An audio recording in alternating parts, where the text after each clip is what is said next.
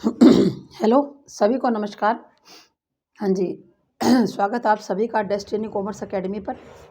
तो देखिए, अब हम करते हैं बांडूरा का सामाजिक अधिगम का सिद्धांत। ठीक है ना? बांडूरा का मोस्ट इम्पोर्टेंट है, एग्ज़ाम के अंदर आता है। ठीक है ना? बांडूरा के बारे में एग्ज़ाम के अंदर पूछा जाता है, चाहे वो एस्टेट का एग्ज़ाम हो और चाहे वो अदर किसी का एग्ज़ाम हो। थ्योरी ऑफ सोशल लर्निंग, पहले मैंने आपको बताया कि सोशल लर्निंग की बात आई, वहाँ पर बांडूरा है। बांडूरा को करवाने के बाद आपकी जो लर्निंग की थ्योरीज़ है ना, वो लगभग खत्म है भई। बस एक ब्रूनर की ओर आपको बतानी है थोड़ी-सी, ब्रूनर की। ब्रूनर को बताने के बाद आपकी जो थ्योरीज़ है ना, वो सारी की सारी कंप्लीट हो जाएँगी। बस उसके अंदर और कुछ रहेगा नहीं कि जो आपको बताने वाला है। ठीक है ना?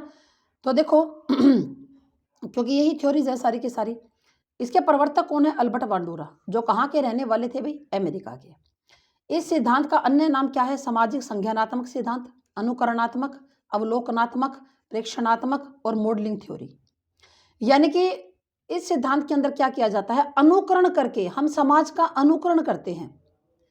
सामाजिक संज्ञानात्मक, समाज के अंदर जो हम देखते हैं वो हमारी बुद्धि के अंदर फिट हो जाता है। हम लोग दूसरे का अवलोकन करते हैं। प्रेक्षण, प्रेक्षण का मतलब भी देखना ही होता है। मॉडलिंग, मॉडलिंग मतलब समाज में हम किसी को अपना मॉडल बना लेते हैं हमारे सामने, तो इसको मॉडलिंग थ्योरी भी कहा जाता है।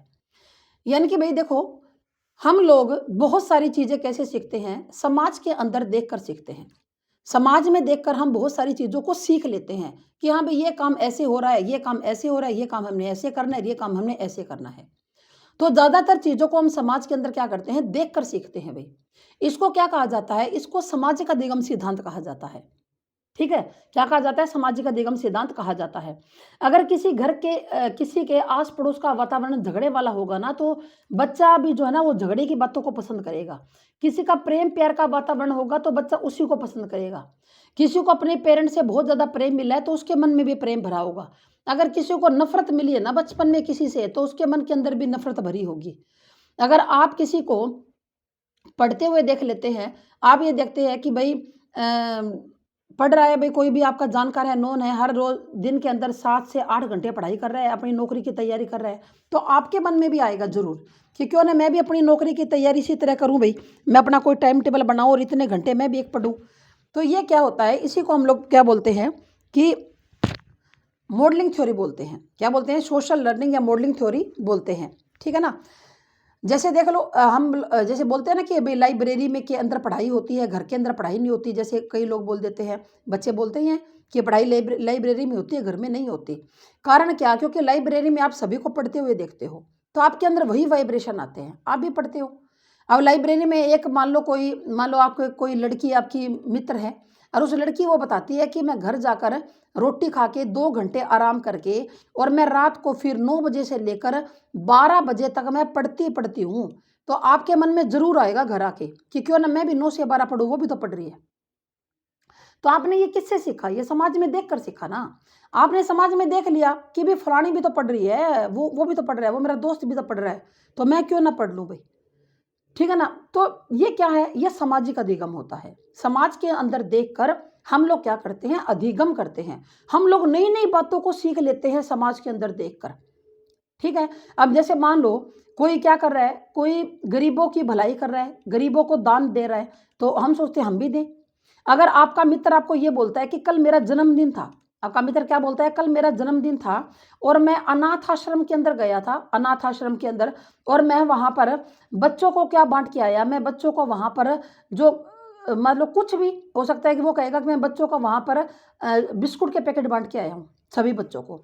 तो आपका जब जन्मदिन आए ना, आपके भी थोड़े से मन में होगा, भी सही बात है, क्यों ना मैं भी 400-500 के बिस्कुट ले लूँ और गरीब बच्चों को, अनाथ बच्चों को बाँटा हूँ मैं, बच्चे खुश हो जाएँगे। आपने कहाँ से सीखा? उस मित्र से सीखा भई। तो क्या ये सामाजिक अधिगम नहीं है क्या? बिल्कुल है सामाजिक अधिगम।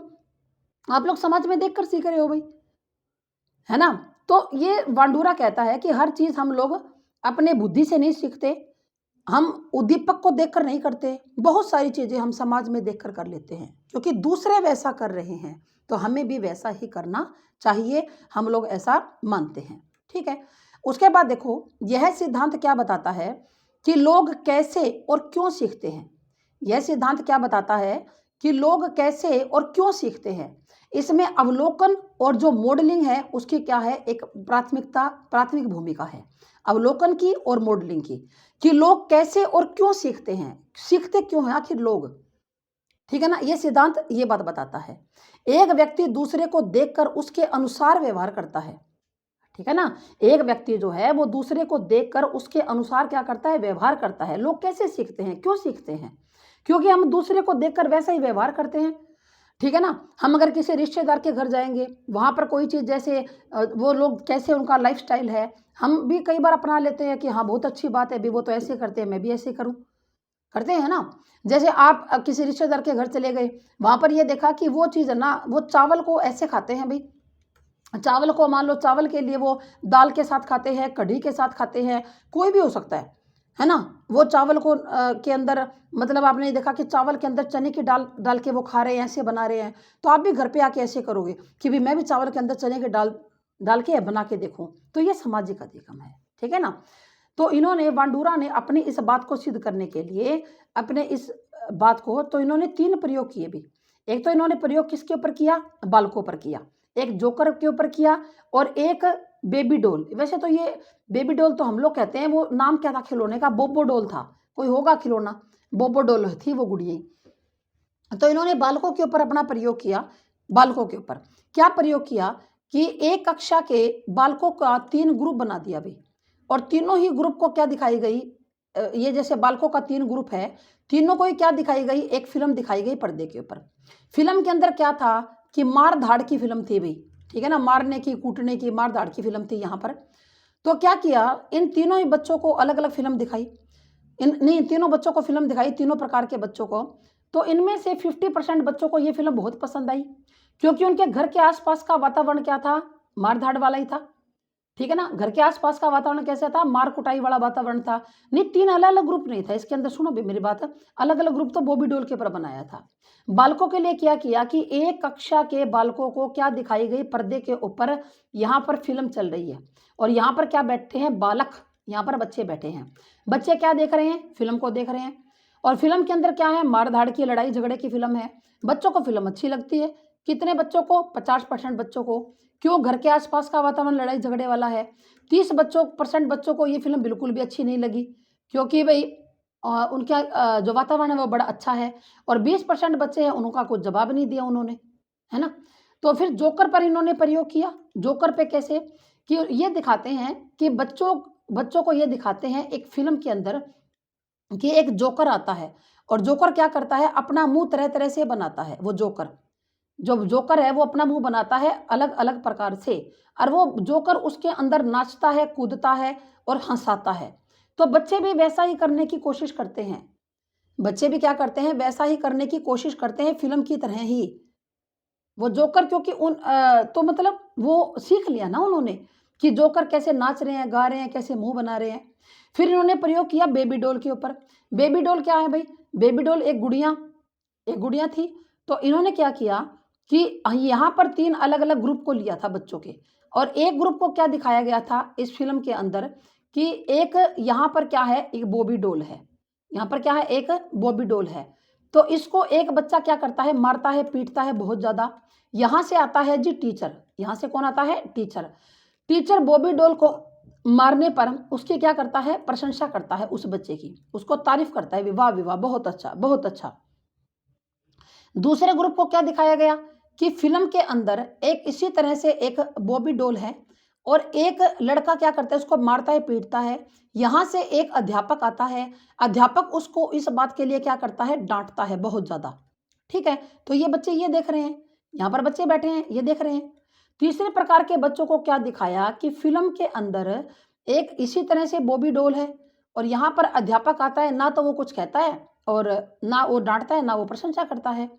तो फिर इन बच्चों को क्या रखा गया, एक कमरे के अंदर रखा गया, जहां पर क्या की थी कि बॉबी डॉल थी, वहां पर क्या थी, या बोबो डॉल थी वहां पर।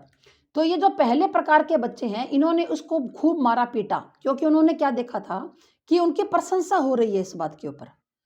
जो दूसरे प्रकार के जो बच्चे थे, उन्होंने उसको ना तो मारा और ना ही पीटा, ठीक है ना, ना ही मारा ना ही पीटा, बल्कि उसको साथ प्यार से पेश आए। तीसरे प्रकार के जो बच्चे हैं, उन्होंने जो है कोई खास व्यवहार नहीं किया उस गुड़िया के साथ, ठीक है ना, क्योंकि वो कुछ भी नहीं कहता, ना प्रशंसा करना ना मारता। इसका मतलब क्या कि वांडूरा कहते हैं कि समाज के अंदर जो हम लोग देखते हैं, समाज में जो भी हम कुछ देखते हैं, वो सारा का सारा जो है हमारे ऊपर क्या डालता है, प्रभाव डालता है। और हम किसके अनुसार सीखते हैं, हम समाज के अनुसार सीख लेते हैं। जैसा समाज होता है ना, समाज के अनुसार हम लोग भी सीख लेते हैं। समाज के अनुसार क्या है, हम लोग भी सीख लेते हैं। ठीक है, क्लियर बात। फिर वांडूरा की एक पुस्तक है, social foundation of thought and action. एक किताब का नाम याद रखना, वांडूरा की पुस्तक social foundation of thought and action. ठीक है ना, सामाजिक फाउंडेशन, आधार है विचार का और एक्शन का। ठीक है, अब देखो आगे करते हैं जी बात। इन्होंने अधिगम के कितने बताए, 4 सोपान बताए। इन्होंने अधिगम के कितने सोपान बताए भी, अधिगम के इन्होंने 4 सोपान बताए। ठीक है ना, इन्होंने कहा कि पहले हम लोग किसी के व्यवहार को जानते हैं, उसके बाद उसको याद करते हैं, फिर क्रिया में बदलते हैं और फिर पुनर्बलन मिलता है। जैसे मान लो कोई लड़की किसी रिश्तेदार के घर जाती है और वहां पर वो चावल बनाना उसको चावल बनाना सीखना है, क्योंकि अगर मान लो हो सकता है वो अपनी मौसी के घर गई हो और मौसी बहुत बढ़िया चावल बनाती हो, तो वो क्या करती है, वो उस व्यवहार को जानती है, यानी कि वो देखती है कि मौसी ने चावल बनाए कैसे, वो व्यवहार को जानती है। उसके बाद उस व्यवहार को वो याद कर लेती है, वो देखती है कैसे बना रही है, फिर याद कर लेती है, हाँ पहले ये डाल दिया, फिर वो डाल दिया, फिर वो डाल दिया, फिर चावल डाल दिए, पानी डाल दिया, वो सारा याद कर लेती है। उसके बाद वो अपने घर आएगी ना, तो जो उसने याद किया है वो उसको क्रिया में बदल देगी, कन्वर्ट कर देगी एक्शन के अंदर, यानी कि खुद बना के देखेगी। अगर घर वाले उसके ऊपर पुनर्बलन देंगे तो वो क्या है, वो उस काम को दोबारा करेगी। अगर उसको घर वाले ये कह दें कि क्या चावल बनाए हैं तुमने, तो बिल्कुल भी अच्छे नहीं बनाए, मत बनाना आगे से, तो वो आगे से उसको नहीं करेगी, भूल जाएगी उस चीज़ को। ठीक है ना, उस चीज़ को भुला देगी। क्योंकि वैसे भी साइकोलॉजी कहती है कि हम 40% बातें नेक्स्ट डे भूल जाते हैं। 40% बातें ना अगले दिन क्या हो जाते हैं, भूल जाते हैं। ठीक है ना, क्लियर बात। तो हम व्यवहार को पहले जानते हैं, किसी के व्यवहार को, फिर उसको याद करते हैं, फिर उसको एक्शन में बदलते हैं, फिर उसके ऊपर क्या प्राप्त करते हैं, रीइंफोर्समेंट प्राप्त करते हैं। ठीक है, क्लियर भाई। उसके बाद देखो तल रूप या क्षेत्र का सिद्धांत, यानी कि फील्ड या स्पेस थ्योरी।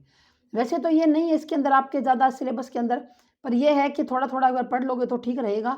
कूट लेविन है, जर्मन मनोवैज्ञानिक है, बाद में अमेरिका चले गए थे तो कई जगह इनको अमेरिकी मनोवैज्ञानिक भी कहा जाता है।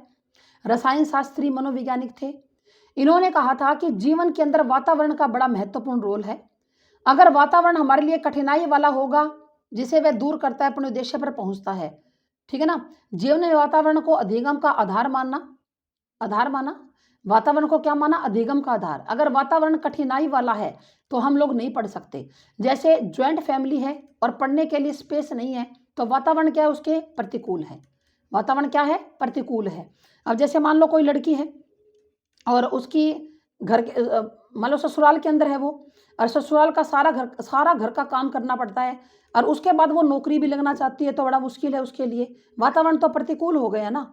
फिर मान लो उसी लड़की, मान लो कोई दूसरी लड़की है और उसकी सास ये कहती है कि तेरे को कोई भी काम करने की जरूरत नहीं है, जो तू अपना पढ़ाई कर, अपनी नौकरी लग, और ये जो तेरे पेपर के रह गए ना 2-3 महीने काम, तो मैं कर लूंगी, कोई बात नहीं। तो इसका मतलब वातावरण क्या हो गया, अनुकूल हो गया। वातावरण क्या हो गया, अनुकूल हो गया, है ना। मेरी भी इसी तरह एक फ्रेंड है भाई, मेरी खुद की, मेरी फ्रेंड का नाम मंजू है। तो उसकी सास बहुत अच्छी है।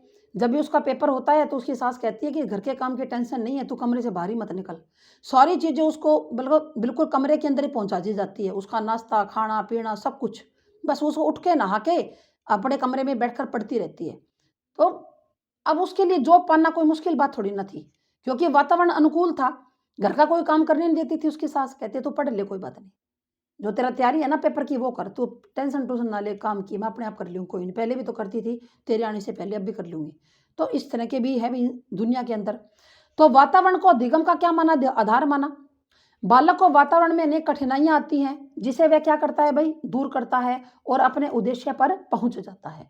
ठीक है ना, लेकिन कईयों का क्या होता है कि जो आप कहते हैं कि मोटिवेशन होती है ना, कईयों की इतनी स्ट्रांग होती है कि वो प्रतिकूल परिस्थितियों के अंदर भी पड़ जाते हैं। घर का सारा काम भी कर लेते हैं, बच्चों को भी संभाल लेती हैं, कई महिलाएं और पढ़ भी लेती हैं। उनके अंदर मोटिवेशनल पावर जो बहुत स्ट्रांग होती है, वो रात को जाग के पढ़ लेती है, वो सुबह 4 बजे उठ के बैठ जाती हैं, नींद लेती है 4 घंटे की, 5 घंटे की, और पढ़ती रहती है जब भी टाइम मिले। बच्चा सो गया, पढ़ने बैठ गई, है ना, रात को है अपना ही टाइम है, 2 बजे तक 3 बजे तक पढ़ लेती है, या फिर रात को सो गई 11-12 बजे सुबह उठ के पढ़ गई, तो उनके अंदर तो फिर बहुत ज़्यादा स्ट्रॉन्ग है, मतलब वो तो बाधा बाधा को पार ही कर जाएंगे फिर वो, ठीक है ना, जिसे वह दूर करता है और अपने उद्देश्य पर क्या हो जाता है, पहुंच जाता है।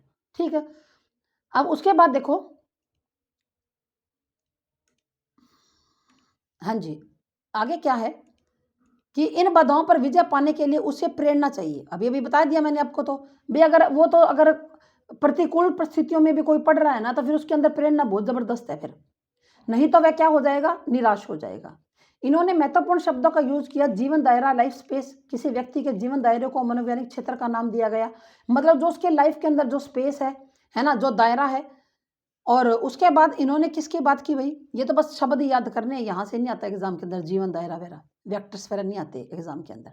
वेक्टर्स ये जो क्षेत्र है मनोविज्ञान के, वेक्टर का अर्थ क्या है कि एक बल जो लक्ष्य प्राप्ति के लिए या उससे दूर मनोवैज्ञानिक गति को क्या करता है, प्रभावित। एक बल है जो लक्ष्य की ओर, यानी कि लक्ष्य की ओर लेकर जाता है, या उससे दूर मनोवैज्ञानिक गति को क्या करता है, प्रभावित करता है। एक इन्होंने शब्द कौन सा यूज किया था, इन्होंने शब्द यूज किया था टोपोलॉजी। इन्होंने कौन सा शब्द यूज किया था अभी, टोपोलॉजी। टोपोलॉजी क्या होता है, इस शब्द की अवधारणा लेविन ने गणित के क्षेत्र से ग्रहण की। इस शब्द की अवधारणा कैसे, गणित के क्षेत्र से ग्रहण की। तो इन्होंने 3 शब्द यूज किए, लाइफ स्पेस, वेक्टर्स और टोपोलॉजी। ये किसकी है, कुर्ट लेविन की है, ठीक है ना। लाइफ स्पेस, वेक्टर्स और टोपोलॉजी, ठीक है। उसके बाद है जी टोलमैन का संकेत अधिगम सिद्धांत। टोलमैन का संकेत अधिगम सिद्धांत। तो टोलमैन क्या कहते हैं, टोलमैन ने साइन लर्निंग थ्योरी दी थी। बस इनके बारे में मैं आपको स्पीड से बता रही हूँ, छोटा छोटा छोटा मोटा मोटा, मतलब ज़्यादा डिटेल में जाने की जरूरत नहीं है आप इनको, बस थोड़ा थोड़ा आपके बस माइंड में बात क्लियर होनी चाहिए कि ये टोलमैन का चिन्ह अधिगम सिद्धांत है। टोपोलॉजी शब्द आ जाए तो आप समझ जाओ कि कुर्ट लेविन का है। तो इन्होंने चूहे के ऊपर प्रयोग किया, लक्ष्य केंद्रित व्यवहार को बल दिया। इन्होंने कहा कि केवल वही व्यवहार हम लोग सीख लेते हैं जो लक्ष्य के ऊपर केंद्रित है। इन्होंने क्या किया, अपने इस सिद्धांत के लिए एक भूल भुलैया बनाई थी। क्या बनाई थी भी, भूल भुलैया। और इसके अंदर इन्होंने चूहे का, जो चूहे हैं ना चूहे, उनके 2 ग्रुप बना दिए।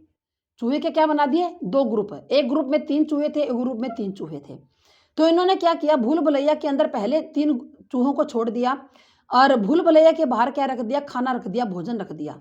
अब चूहों को स्मेल आ रही थी, भोजन की खुशबू आ रही थी, तो चूहों ने बाहर निकलने का रास्ता बड़ा जल्दी ही ढूंढ निकाला। बाहर निकलने का रास्ता बड़ी जल्दी ढूंढ निकाला और खाने को प्राप्त कर लिया। फिर क्या किया, बाद वाले 3 चूहों को फिर रखा गया और उसके लिए बाहर जो है वो कोई खाना जो है वो नहीं रखा गया था। तो वो क्या करते हैं, वो अंदर ही घूम रहे थे, वो बाहर निकले ही नहीं, क्योंकि बाहर कुछ खाना नहीं था, भाई बाहर खाने का सामान था ही नहीं।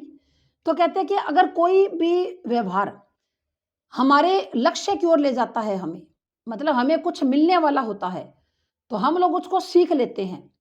अगर हमें कुछ नहीं मिलने वाला होता तो हम उसको नहीं सीखते, सीधी सी बात है। अब आपको पता है कि ये जो आप पढ़ रहे हो, इसके अंदर स्क्रीनिंग के अंदर क्या होगा, आपको क्लियर जब आप कर जाओगे तो आपको नौकरी मिलेगी, वो भी कौन सी, गवर्नमेंट जॉब मिलेगी। तो आप इसको कर रहे हो, आपका लक्ष्य केंद्रित है ना। अगर आपका कोई लक्ष्य ना हो, आपको कुछ ना मिले ये पेपर क्लियर करने के बाद, तो आप इसको नहीं पढ़ोगे, आपको क्या पढ़िए।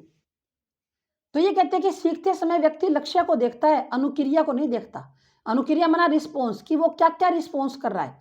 अब आप पढ़ रहे हो, रात को भी जाग के पढ़ते होंगे, आप में से कई बच्चे सुबह भी जल्दी उठते होंगे, आप में से जॉब वाले भी होंगे जो घर आकर घर का काम निपटा कर पढ़ रहे हैं। तो हर तरह के हैं भाई। तो आप अपनी अनुक्रिया को नहीं देख रहे कि आप कैसे करोगे, आपने तो करना है चाहे कैसे ही करना हो, लेकिन आपने लक्ष्य को पाना है। आपने क्या पाना है, लक्ष्य को पाना है। जिस दिन आपकी जॉब लग जाएगी, आप सारी अनुक्रिया भूल जाओगे कि कैसे मैंने क्या क्या किया था, फिर सोचोगे कोई बात नहीं, दुख पालिए पालिए, अब सुख आ गया ना। तो जब, अब देखो हमें कितनी सर्दी लगती है ना आजकल, पिछले दिनों से बहुत भयंकर सर्दी पड़ रही है, और अगर 4 दिन धूप निकल जाए ना, 4 दिन, तो आप सर्दी को भूल जाएंगे, कहेंगे ना ठीक ही पड़ी, बिगड़ी तो बात नहीं थी, ले पड़ी तो शरीर पर ले, ठीक ही है। हम लोग भूल जाते हैं, अनुक्रियाओं को भूल जाते हैं। अनुक्रिया जो हम करते हैं ना किसी चीज को पाने के लिए, उसको हम लोग भूल जाते हैं। हमारा जो व्यवहार है वो लक्ष्य के ऊपर केंद्रित रहता है, ठीक है। उसके बाद देखो, अब आगे बात करते हैं कि अनुभवजन्य अधिगम सिद्धांत। अनुभवजन्य अधिगम सिद्धांत किसका है, कार्ल रोजर्स का। किसका? कार्ल रोजर्स का एक्सपीरियंस लर्निंग थ्योरी। तो ये आपका किससे करता है? कॉन्स्ट्रक्टिविस्ट इससे रिलेट करता है, क्योंकि एक्सपीरियंस कैसे आएगा? अनुभव के द्वारा। और आपका जो रचनावाद यही कहता है कि बालक के सीखेगा कैसे? Learning by doing. Learning by doing से बच्चा सीख जाएगा। तो इसके प्रवर्तक है जी कार्ल रोजर्स। रोजर्स ने क्या कहा कि सभी मनुष्यों के पास सीखने की क्या होती है? स्वाभाविक प्रवृत्ति। भी सभी के पास ये जन्मजात प्रवृत्ति है कि हम सभी मनुष्य सीख सकते हैं। सीखने की क्या है? स्वाभाविक प्रवृत्ति है। शिक्षक की भूमिका सुविधा प्रदान करने की है। मैंने आपको यह बता दिया था कि वो केवल क्या है? एक फैसिलिटेटर है। अनुभव के द्वारा सीखा हुआ ज्ञान हमारे दिमाग के अंदर स्थायी हो जाता है, परमानेंट हो जाता है, उसको हम लोग भूलते नहीं हैं। भी जो भी ज्ञान हम अनुभव के द्वारा सीखेंगे ना, उसको आप भूलेंगे नहीं फिर बाद में, ठीक है ना। तो ये अनुभव जो ने सिद्धांत है, ये किसने दिया था? कार्ल रोजर्स ने ये सिद्धांत दिया था। क्लियर भाई? क्लियर बात? अब सुनो मेरी बात। अब हम बात करते हैं ब्रूनर की। ब्रूनर ने कौन सा सिद्धांत दिया? कॉग्निटिव डेवलपमेंट का सिद्धांत दिया था। ब्रूनर क्या कहते हैं? ब्रूनर ये कहते हैं कि भाई जो हम ज्ञान सीखते हैं ना, ज्ञान, ब्रूनर क्या कहते हैं कि जो हम एक मिनट भाई, हाँ, ब्रूनर क्या कहते हैं कि हम जो भी ज्ञान सीखते हैं, वो जब ज्ञान सीखते हैं तो वो 3 प्रकार का होता है भाई। एक तो होता है इनेक्टिव, एक तो होता है इनेक्टिव, एक होता है आइकोनिक और एक होता है सिंबॉलिक। तो इन्होंने 3 प्रकार का बताया भाई, आइकोनिक, इनेक्टिव और सिंबॉलिक। इनेक्टिव क्या होता है? इनेक्टिव वो होता है कि जब बच्चा छोटा होता है ना, तो वो नॉलेज से इनेक्ट करता है, यानी कि नॉलेज को ग्रहण करता है, ये इनेक्टिव होता है भाई। यानी कि डूइंग, बच्चा करके सीखेगा। डूइंग कैसे? एक मोमबत्ती जल रही है, एक क्या है? मोमबत्ती जल रही है। बच्चे को हम लोग कह देंगे कि इसको हाथ मत लगाना, ये गर्म है, बच्चा नहीं मानेगा, वो उसको आंगली लगा के दिखेगा अपनी उंगली, जब गर्म है तो हाथ हटा लेगा। यानी कि वो ज्ञान को सीख रहा है। कैसे? डूइंग से, करके देखेगा बच्चा। बच्चे के सामने कोई भी चीज आ जाए ना, बच्चा उसको मुंह में डालता है, क्योंकि बच्चे के अंदर महसूस करने के लिए बच्चा मुंह के द्वारा महसूस करेगा।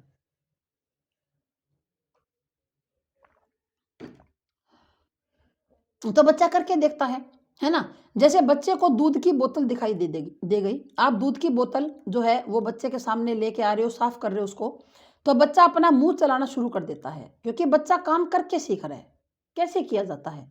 आइकॉनिक क्या होता है कि इसके अंदर बच्चा पहचान करता है। क्या करता है? पहचान, या आप यूं कह सकते हो कि मस्तिष्क के अंदर क्या बना लेता है? पिक्चर्स बना लेता है, अपने दिमाग के अंदर पिक्चर बना लेता है बच्चा। अब चीजों को वो डूइंग करके देख रहा था, पिक्चर बना ली मोमबत्ती की, कि जैसे भी मोमबत्ती सामने आ जाएगी ना, वो कह देगा गर्म है, ये तो गर्म है। चाहे मोमबत्ती ना जल रही हो फिर भी कहेगा ना, मैं नहीं हाथ लगाऊंगा, ये गर्म है ना। तो वो अपने दिमाग में पिक्चर्स बना लेता है चीजों की। जैसे आपने बच्चे को एक बार क्या दिखा दिया? कुत्ता दिखा दिया, बच्चे ने कुत्ते को देख लिया, दोबारा कुत्ता देखेगा, बच्चा फटाक से बोलेगा, पहचान कर लेगा, बोले कुत्ता है ये तो। और यहाँ पर इनेक्ट करेगा कि कुत्ता कैसा होता है, कितने कद काठी का होता है, पूंछ होती है कुत्ते की, 4 टांगे होती हैं, और यहाँ पर वो पहचान कर लेगा। यहाँ पर सिंबल्स क्या होते हैं? प्रतीक, प्रतीकों के द्वारा सीख जाता है। यहाँ पर बच्चा प्रतीकों के माध्यम से सीखता है, मतलब सिंबल चाहिए बच्चे को, तो प्रतीक चाहिए। अगर अब आप यूं कह दोगे ना कि कुत्ता, तो बच्चा इतना कहते ही दिमाग के अंदर मतलब सीख जाएगा कि ये कुत्ता है भाई, ठीक है ना। तो बच्चा प्रतीकों के माध्यम से क्या करता है? सीख लेता है, मतलब बच्चे के अंदर फीलिंग पावर आ जाती है। सिंबॉलिक के अंदर बच्चा हर चीज को फील कर लेता है, जो उसने पहले देखी है, करके देखी है, या पिक्चर देखी है, या पिक्चर बनाई है, उसको अब बच्चा प्रतीकों के माध्यम से क्या कर लेता है? बच्चा सीख जाता है। इसको क्या बोला जाता है? इसको ब्रूनर का जो है संज्ञानात्मक विकास का सिद्धांत कहा जाता है, ठीक है ना। इसको क्या कहा जाता है? ब्रूनर का संज्ञानात्मक विकास का सिद्धांत कहा जाता है। ठीक है, समझ में आया कि ब्रूनर ने एक तो क्या कहा? एक तो कहा इनेक्टिव, कि बच्चा क्या करता है भाई? इनेक्ट करता है। मतलब ब्रूनर कहता है कि बालक अपने पूर्व के अनुभवों से, एक बात ध्यान रख लेना, कि बालक जो है वो अपने पूर्व के अनुभवों से और नया जो ज्ञान है वो क्या करता है, वो ग्रहण कर देता है। मतलब बच्चा ऐसी संरचना बना लेता है कि बच्चा जिसके अंदर इस चीज को मतलब समझ सके, ठीक है ना, इसको क्या कर सके, इस चीज को बच्चा समझ सके।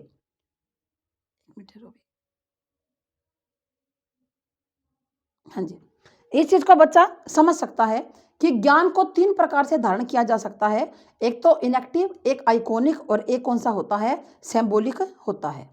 इनएक्टिव होता है, आइकॉनिक होता है और सिंबॉलिक होता है। क्योंकि इसने ब्रूनर ने जो ये सिद्धांत दिया था ना, ये पियाजे के संज्ञानात्मक विकास के बाद दिया था। पियाजे के संज्ञानात्मक विकास के बाद दिया था।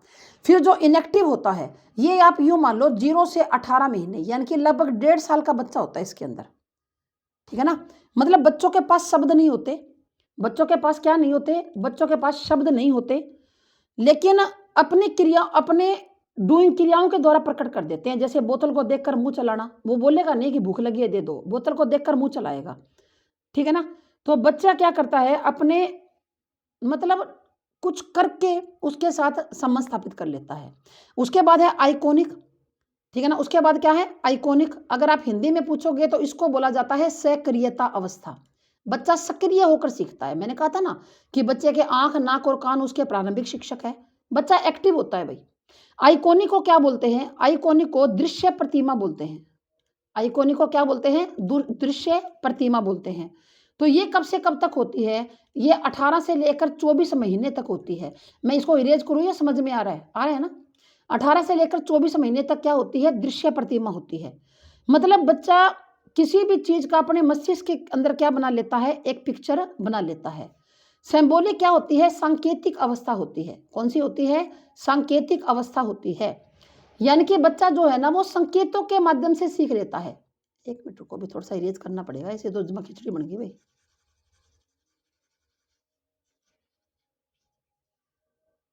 हाँ जी, बच्चा किसके अंदर संकेतों के माध्यम से सीखता है। इसमें 7 वर्ष से अबव के बच्चे होते हैं, 7 वर्ष से अबव के बच्चे होते हैं, ठीक है ना। यानी कि ज़्यादा बड़े बच्चे होते हैं जो सांकेतिक को सीखते हैं, संकेतों के माध्यम से सीख लेते हैं।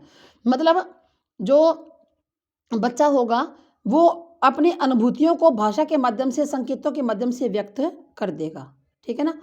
तो ये एजुकेशन इम्प्लीकेशन इसका क्या है कि बालक के जो पूर्व के जो अनुभव है और नए विषय के अंदर अनुकूल वातावरण बनाया जाना चाहिए। बालक के जो प्रीवियस एक्सपीरियंस है और उसके मध्य और नए ज्ञान के मध्य एक क्या बनाया जाना चाहिए, एक बढ़िया माहौल बनाया जाना चाहिए। और फिर आप ऐसी विषय वस्तु को बच्चे को समझाएं कि बच्चे के लिए समझना क्या हो जाए, आसान हो जाए। जो बच्चे को चीज दिखाई जाती है, मान लो आप बच्चे को, छोटा बच्चा है, उसको क्लास में सेब दिखा रहे हो तो बार बार दिखाया जाए, जिससे बच्चा उसके साथ क्या कर लेगा, एक संबंध स्थापित कर लेगा कि ये सेब होता है, ठीक है ना। फिर सीखने में पुनर्बलन का इन्होंने महत्व बताया कि क्या पुनर्बलन मिलेगा, पुरस्कार का महत्व बताया और दंड का भी ये महत्व बताते हैं, ठीक है ना। क्लियर, क्लियर है क्या, बताओ कोई दिक्कत।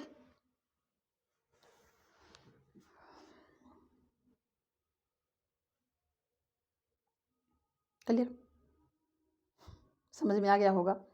देखो ब्रूनर और पियाजे के सिद्धांत के अंदर अलग बात क्या है, जो ब्रूनर होते हैं ना, ब्रूनर है, ये मानते हैं कि विकास लगातार होता है, लेकिन पियाजे कहते हैं कि लगातार नहीं होता विकास। ये विकास के विभिन्न चरणों में होता है। जैसे बालक है, बड़ा हो जाएगा और बड़ा हो जाएगा। ब्रूनर क्या करते हैं, जो भाषा होती है ना, भाषा, इसको संज्ञानात्मक विकास का एक महत्वपूर्ण कारक मानते हैं। भाषा क्या है, एक इम्पोर्टेंट फैक्टर है, ये कहते हैं। भाषा एक इम्पोर्टेंट क्या है, फैक्टर है, ठीक है। लेकिन पियाजे क्या कहते हैं, पियाजे कहते हैं कि भाषा तो केवल एक परिणाम है अपनी बात को प्रकट करने का, इम्पोर्टेंट फैक्टर नहीं है, ठीक है ना। इनके अनुसार संज्ञानात्मक विकास की गति को बढ़ाया जा सकता है। गति को क्या किया जा सकता है, बढ़ाया जा सकता है। पियाजे के अनुसार परिपक्वता के अनुसार विकास होता है, मतलब खुद से नहीं बढ़ाते, परिपक्वता के अनुसार होता है, ठीक है ना। उसके बाद ब्रूनर ने प्रतीकों का, बिंबों का प्रयोग किया है, ठीक है ना। और पियाजे कहते हैं कि अवस्थाएं तो लगातार बदलती ही रहती हैं, अवस्थाएं तो लगातार बदलती ही रहती है। ये अपने विकास के अंदर शिक्षा को ज़्यादा महत्व देते हैं, और ये किसको महत्व देते हैं, ये वातावरण को ज़्यादा महत्व देते हैं, ठीक है ना, ये वातावरण को ज़्यादा महत्व देते हैं। इसमें बालक की 3 अवस्थाएं बताई गई हैं और इसमें 4 अवस्थाएं बताई गई हैं। ये थोड़ा सा इनका डिफरेंस है। ओके, चलिए जी। तो आपकी ये जितनी भी थ्योरीज है वो सारी की सारी हो चुकी हैं, सारी की सारी जितनी भी थ्योरीज हैं वो हो चुकी हैं आपकी, को अब रहा नहीं आपके इसके अंदर कुछ है। तो आप सबका थैंक यू भाई, धन्यवाद। जय हिंद, जय भारत। हम जो मैं नेक्स्ट आपकी क्लास लूँगी ना, वो मैं आपको करवाऊँगी क्या, मेंटल हेल्थ के बारे में करवाऊँगी, मेंटल हेल्थ के बारे में, ठीक है। चलो जी, थैंक यू।